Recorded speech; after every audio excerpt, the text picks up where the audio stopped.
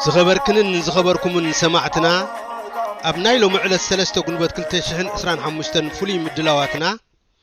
بزعباتي ناي كلنا إرتراويان في اللياتنا بزي قدس حجزن متحببارن زدل بيت مرت سدتنياتات إرتراويان واد شريفاي بتمرو أبيات بيت صحفت الترالوي أخيبان بمحدار بيت صحفت محبراو قدات سلف ديمقراسي حزب إرترا زقربه مجلسن زحاز زينا كهلونا يو رأس عنكسنا إن أمنلون كنسنا زي عوتنا يو مدرخاو عمام حتى تناون إساياس مزخواني إرتراو يلن بزبلار استي زتدالو كونيوم سناي مكتتال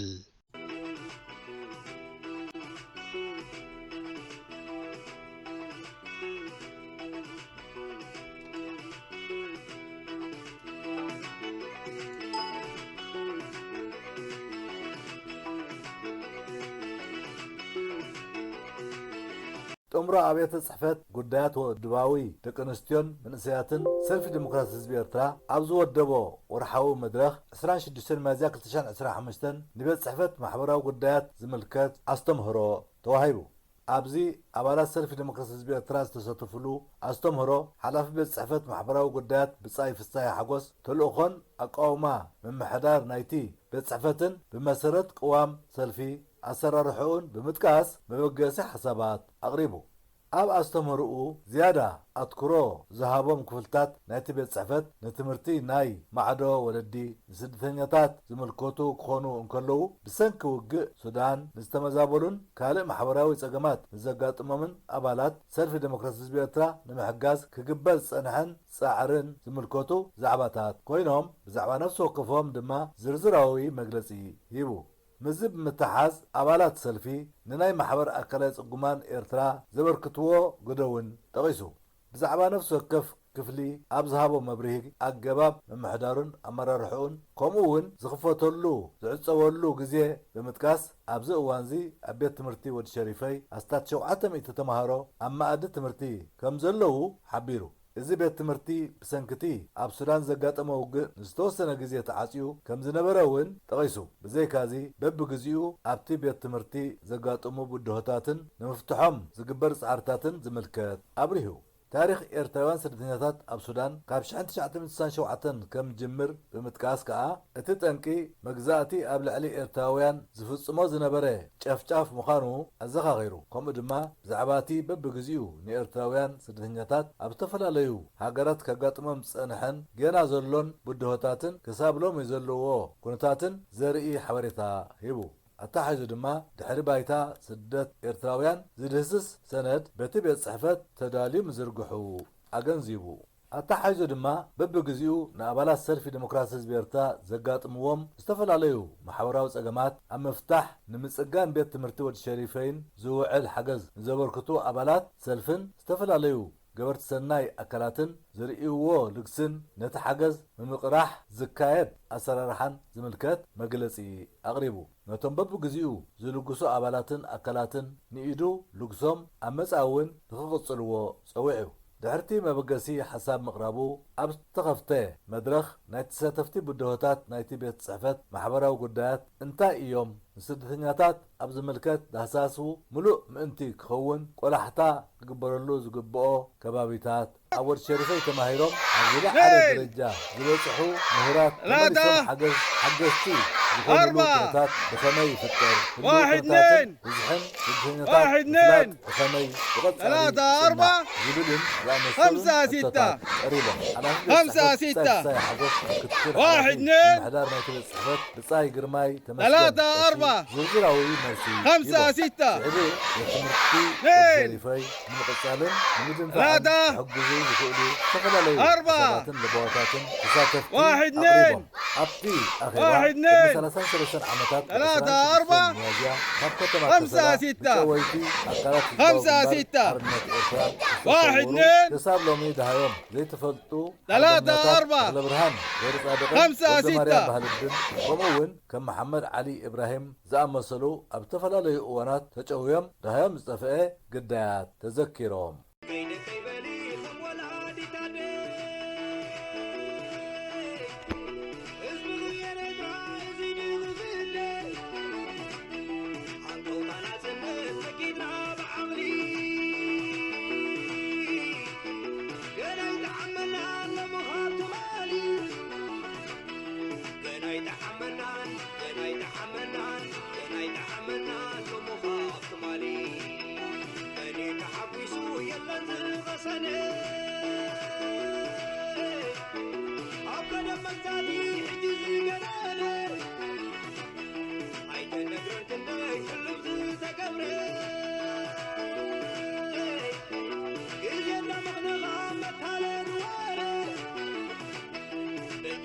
حجر بس عليك يقرن اطرحكم مسيح بيور عتري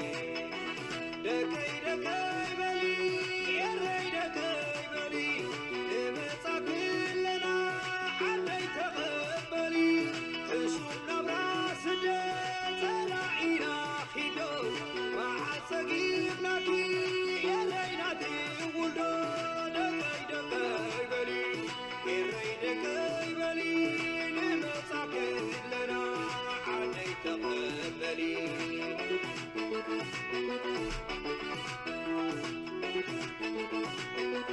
كبراتن كبرانن سمعتنا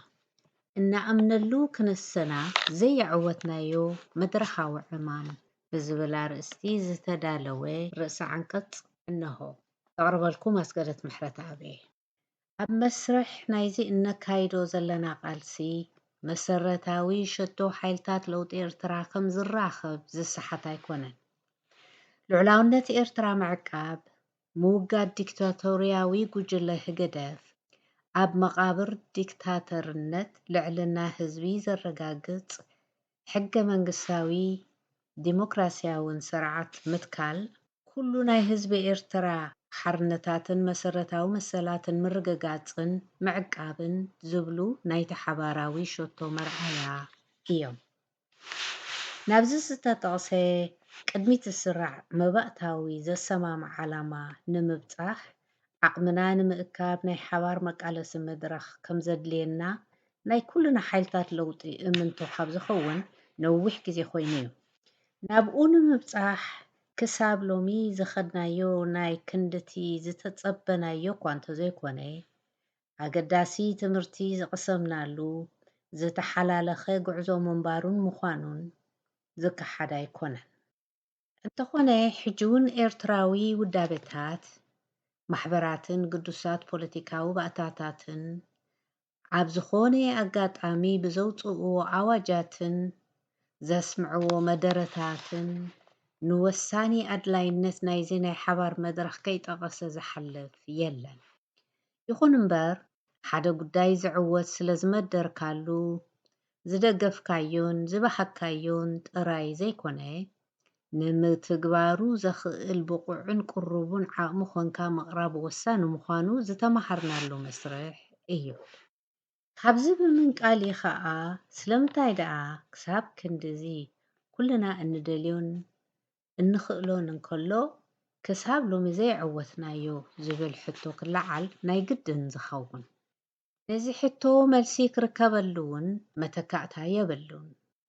ከምኡ ስለ ዝኾነ ኢና ኸዓ ሎሚ እውን ከም ቀዋሚ ኣጀንዳና ወሲድና ንቃለሰሉ ዘለና እቶም ኣብ ዙርያ እዚ መሰረታዊ ሕቶ እንዋሳእ ዘለና ኤርትራውያን ሰብ ዋኒን ኣወዳድባና በበይኑ እዩ ገሊና ሰልፊ ገሊና ውድብ ከምኡ እውን ምንቅስቃሳትን ማሕበራትን እንኽተሎ ገባብ ቃልሲ እውን ጎነፃዊ ዶ ዘይጎነፃዊ እናተባህለ ከም ዝፈላለ ርኡዩ በዝኾነ በቲ ብዝተፈላለዩ መልክዓት ንወደብን ዝኾነ ገባብ ንከተልን ሸቶና ኣብ ኤርትራ ልዕልና ህዝብን ፍትሓዊ ምሕደራን ዘረጋግፅ መሰረታዊ ለውጢ ኣምፂካ ሰላም ዲሞክራስን ልምዓትን ዘውሓሰት ኤርትራ ምግሃድ እዩ ነዚ ዝተጠቕሰ ረብሓ ህዝብን ሃገርን ኣቐዲምካ ክረአ እንከሎ መሰረታዊ ዘይኮነ ፍልልያት ኣመሓዲርካን ቀዳምነታትካ ብጥንቃቐ ሰሪዕካን ዋላ ዝወሓደ ነጥብታት ኣብ ዘሰማማዓካ ኣትኪልካ ብሓባር ክትስጉምን ፍልልያት ክትፅብፅብን ዘይምብቃዕ ዘርኢ ካልእ ናይ እናደለኻዮን እናኸኣልካዮን ናይ ዘይምዕዋቱ ኣብነት ኮይኑ ዘሎ እዩ ኣብ መስርሕ ምፍጣር ናይ ሓባር መቃለሲ መድረኽ ንኸይንዕወት ይዕንቅፉና ካብ ዘለው ቀንዲ ጠንቅታት ነትዝፈላለየካ ዝያዳቲ ዘሰማማዕካ ምትዕብባይን ንፍልልያት ግዜ ሂብካ ብውሕሉል ኣገባብ ክትፈትሖም ዘይምኽኣልን እዩ። ትካላዊ ኣሰራርሓ ዘይምጥራይ ናብ ህዝቢ ሓቢርካ ዘይምቕራብ ዕቱብ ገምጋም ዘይምክያድ ንሓድሽ ምዕባለ ዝምጥን ሓሳብ ዘይምምንጫው እስትራቴጅን ሜላን ምድብላቕ ንብዙሕነት ውዳቤታት ከም ሓደጋ ምርኣይ ሓቀኛ ምትእማን ዘይምጥራይን ዝኣመሰሉን እውን ቅድሚ ሕጂ ብውድባት ኤርትራ ብሓባር ዝተገምገሙ ክድገሙ ዘይግብኦም ሕፅረታት እዮም። እቲ ካልእ ጎሊሑ ክረአ ዝፀንሐ ዕንቅፋት ጉዳይ ምፍጣር ናይ ሓባር ፅላል ኮነ ካልእ ፖለቲካዊ ዛዕባ ክለዓል እንከሎ ኣብ ክንዲ ኣብ ርእሲ እቲ ዝፀንሐ ኣወንታዊ ተመክሮን ጥጡሕ ባይታን ብምውሳኽ ዋጋ ብዝተኸፍሎ ናይ ተመክሮ ፀጋ ምጥቃም ኩሉ ግዜ ሓደ ኢልካ ጀማሪ ናይ ምዃን ዝምባሌ ምርኣይ ወትሩ ዝጥቀስ ክእረም ዝግብኦ ድኽመት እዩ። ኣብ መስርሕ ምምስራት ናይ ሓባር ፅላል ናይቶም ተዋሳእቲ ሰልፍታት ይኹን ውድባትን ማሕበራትን ውሽጣዊ ዓቕምታት ወሳኒ እዩ። ምክንያቱ ናይቲ ዝምስረት ፅላል ዓቕሚ እኩብ ድምር ናይቶም ዘቑምዎ ኣካላት ዓቕሚ ስለ ዝኸውን እቲ ቕኑዕ መዋፅኦ ከምኡ እናሃለወ ኣብ ኣድላይነት ናይተን ኣብ መስርሕ ቃልስን ተስፋ ኣብ ዝህብ ፈተነታት ምምስራት ፅላልን ዝረከባ ውዳቤታት ዕቱብ ዘተባብዕ መርገፅ ዘይምሓዝ ዘይሩ ዘይሩ ኣብ ምምስራት ናይቲ ትፅቢት ዝግበረሉ ሰፊሕ ፅላል ዘይሕግዝ ጥራይ ዘይኮነ ንድሕሪት ዝመልስ ዝምባለ እውን እዩ። ካብኡ ብዘይፍለ ኣብ ክንዲ ኣብ ኣተሓሳስባ ናይቶም ሰብ ጉዳይ ለውጢ ከተምፅእ ምፅዓት ኣብ ወዳድባታትን ኣሰያይማ ፅላላትን ኣትኲርካ ለውጢ ከተምፅእ ምህቃን መፍትሒ ይኮነን። እቲ ወሳኒ ስጉምቲ ሓላፍነት ወሲድካ ኣብ ሓቢርካ ምስራሕ ዝሕግዝ ናይ ኣተሓሳስባ ለውጢ ከተተኣታቱ ምብቃዕ ምዃኑ ካብ ዝሓለፍናዮ ተመክሮ ምምስራት ምሕዝነት ፖለቲካዊ ሓይልታት ኤርትራ ኤርትራዊ ዲሞክራስያዊ ኪዳንን ኤርትራዊ ሃገራዊ ባይቶ ንዲሞክራስያዊ ለውጥን ካልኦት ንኡሳን ምሕዝነታትን ምትሕንፋፃትን ዝተማሃርናዮ እዩ። ሓቢርካ ምቅላስ ኣብቲ ኣንጻር ህግድፍ እነካይዶ ዘለና ሓርነታዊ ናይ ለውጢ ቃልሲ ብፅሒቱ ወሳኒ ምዃኑ ንሕና እንርድኦ እቲ ብሓድነትና ዝርዕድ ህግደፍ እውን ዝግንዘቦን ንኸይዕወት ውዴታት ዝኣልመሉን እዩ። ብሓባር ምቅላስ ኣብ ልዕሊ ህግደፍ ናይ ምዕዋትናን ዘይምዕዋትናን ጥራይ ዘይኮነ ከም ፖለቲካዊ ሓይልታት ናይ ምህላውናን ዘይምህላውናን እውን ወሳኒ እዩ። እኸዓ ኢልኩም ብሓባር ተቓለሱ ዝብል መፀዋዕታ ልዕሊ ኩሉ ናይ ህዝቢ ኤርትራ ናይ ነዊሕ ግዜ ምሕፅንታ ምዃኑ ምስትውዓል እውን የድሊ። ኣብ ከምዚ ንዕዘቦ ዘለና ንኤርትራዊ ልዑላውነት ዝደናደን ኣህጉራዊ መልክዕ ዝሕዝ ዘሎ ተርእዮ ክቕልቀል እንከሎ ናይ ኣይፋልን ዓመፅ እወ ንልዑላውነት መልእኽትና ትርጉምን ዓቕምን ክህልዎ ሓቢርካ ምስላፍ ወሳኒ እዩ። እቲ ኣብ ዲፕሎማስያዊ ምንቅስቓሳትና ዝተፈላለዩ ኣካላት ከተድምዑ ሓቢርኩም ዘይትንቀሳቐሱ እንባሃሎ ከዓ ነዚ ዘመልክት እዩ። እቲ ካልእ ገዲፍና ኣብቲ ጎረባብትናን ዞባናን ዝኽሰት ዘሎ ፖለቲካዊ ኣሰላልፋ ትርጉም ንክህልወና ነቲ ክሳብ ሎሚ እናኣመናሉን እናደለናዮን ዘይከኣልናዮ ሓቢርካ ምቅላስ ብሓድሽ መንፈስን ድልውነትን ምትግባር ሎሚ እውን ምርጫ ዘይኮነ ግዴታ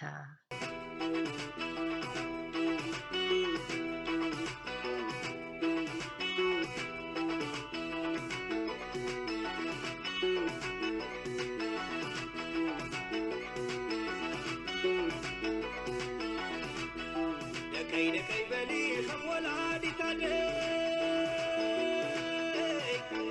ህዝቢ ክቤረና እዚ ድዩ ክስደ ኣንቆጣና ፅንት መኪድና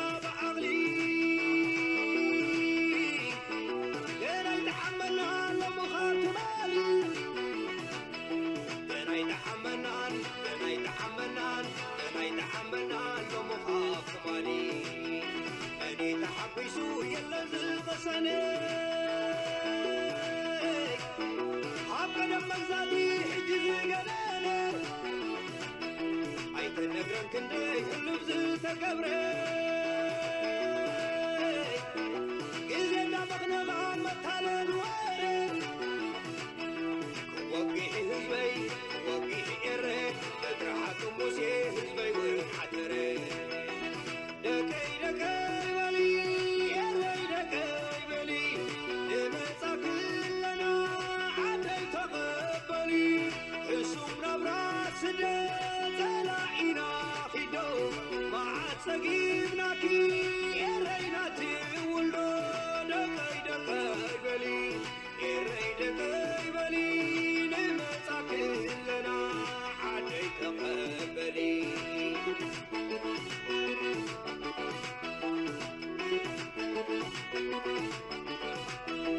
أرحى خلو ودبات وراسي مني غزين زقان فلاسي بحر خلو نبعي لحباسي حزبي الري كله تقلاسي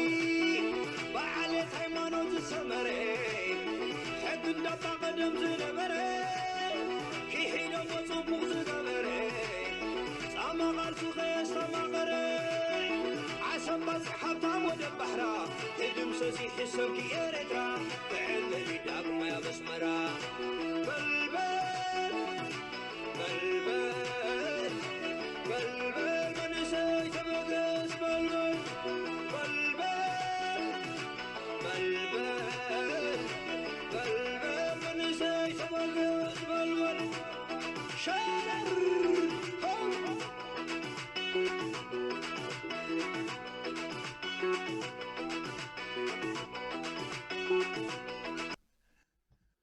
ኢሳያስ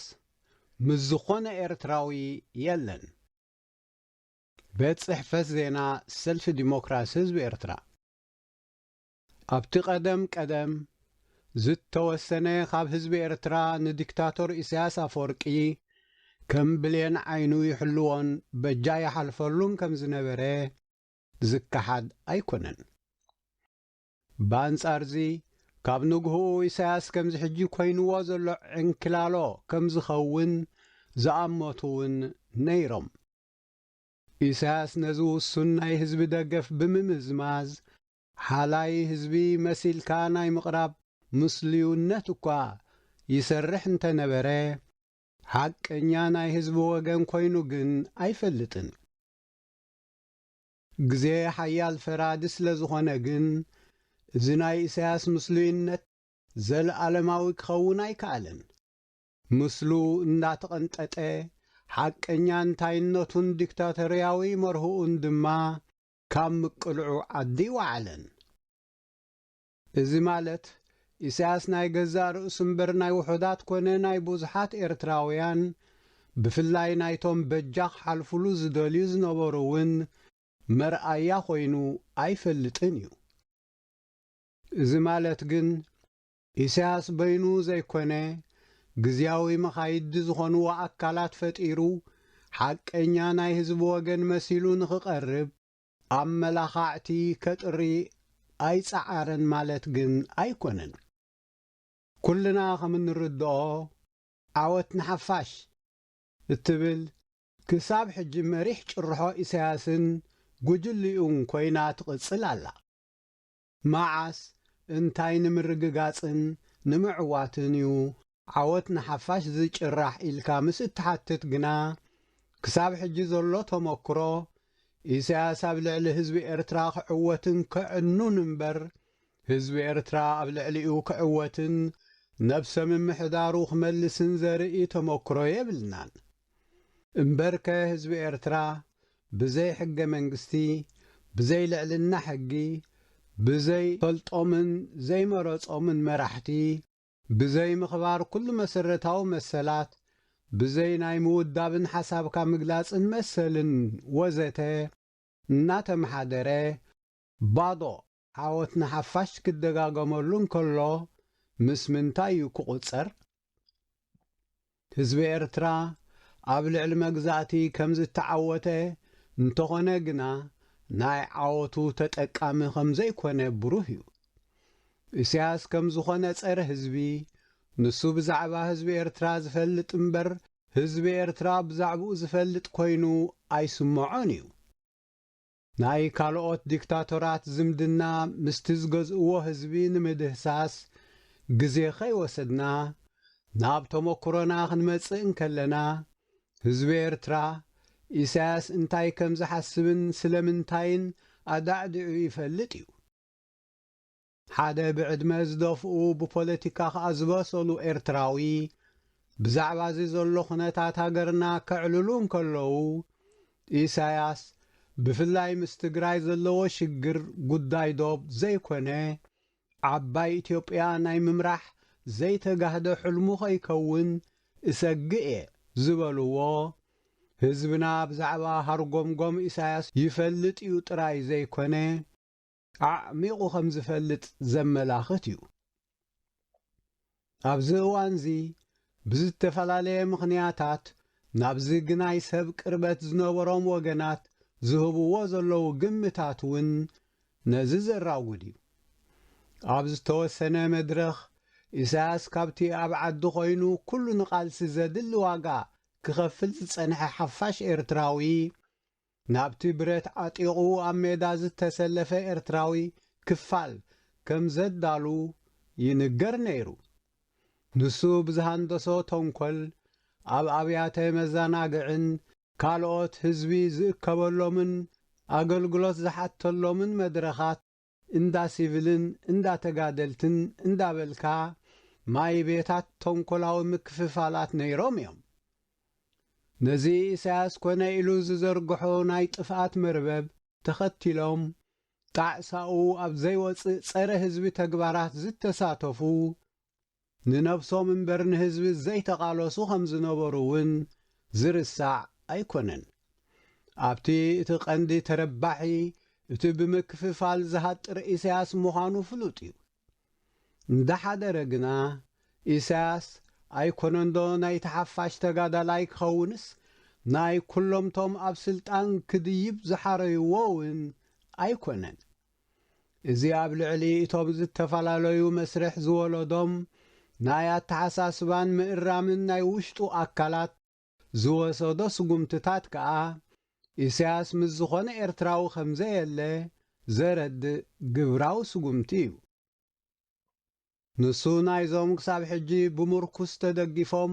ምስኡ ዘለዉ ተላኣኽቲ ባእታታት እውን የለን። ኮታ ከምቶም ዝሓለፉ እንዳቖንጠረ መዓስ ከም ዝውድኦም መስርዕ ሒዞም ዝጽበዩ ዘለዉ ግዳያት እዮም። ንሳቶም እውን እዚ ጠፍኦም እዩ ማለት ኣይመስለናን። እንዳፈለጡ ተኸድጮም ዝጽበይዎ ምህላዎም ከኣ ደጊም ዝገበረ ይግበረና እምበር